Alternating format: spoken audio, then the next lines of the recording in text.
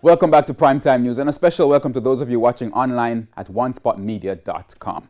Up first this evening, opposition leader Dr. Peter Phillips stopped short of calling Prime Minister Andrew Holness a liar today for statements made about extending the tenure of the Director of Public Prosecutions, DPP.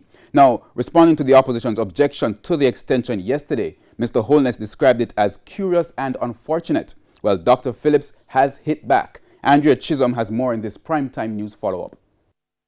Opposition leader Dr. Peter Phillips objected to Paula Llewellyn staying on as DPP, saying there's a poor track record in the prosecution of corruption cases. On Wednesday, Prime Minister Andrew Holness defended his recommendation, arguing that the DPP has done an excellent job. There was also this statement from the Prime Minister. The issue raised by the leader of the opposition, which I found to be a very curious concern, that the DPP, that an incoming administration should not be in any way tied to the existing DPP. I wasn't convinced by that argument. Not for the first time, the opposition leader is publicly contradicting the Prime Minister.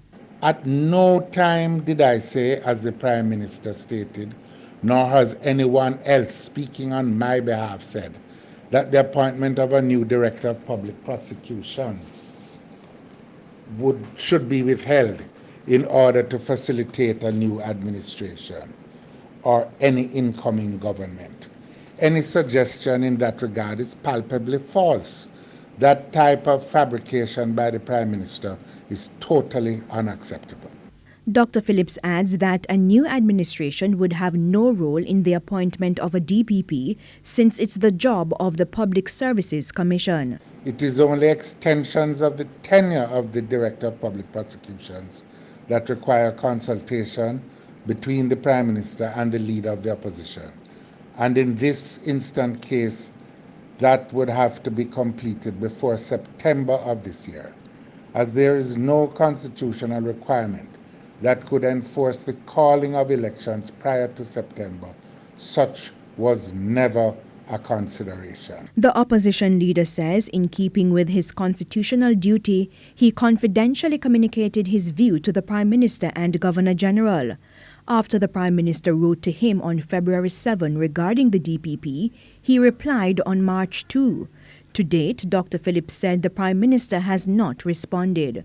But after the Governor General communicated with him, Dr. Phillips communicated directly with the Prime Minister.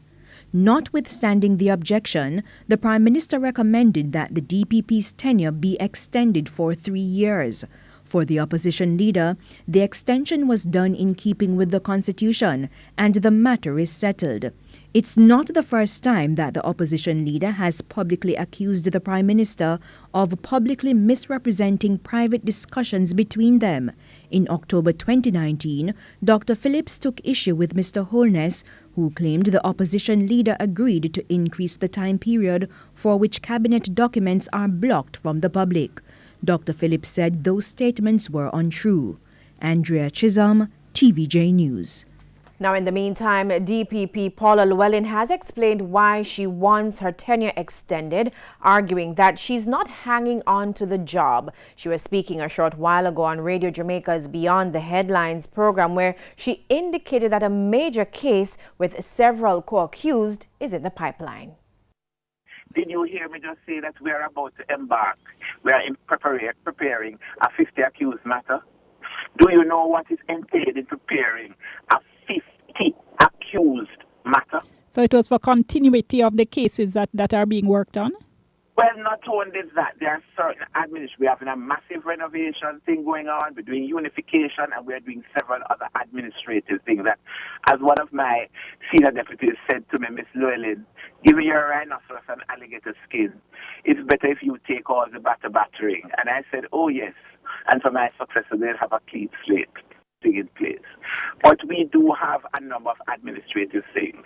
That's the continuity and the institutional knowledge. I am Queen's Counsel. I am one of the most experienced criminal commissioners in the Caribbean. I am admitted to practice in the Eastern Caribbean, and I am a communicator locally and internationally. Why would I be hanging on That would be so unbecoming, really. But I am a loyal and committed public servant to the office of VP and most importantly, my country.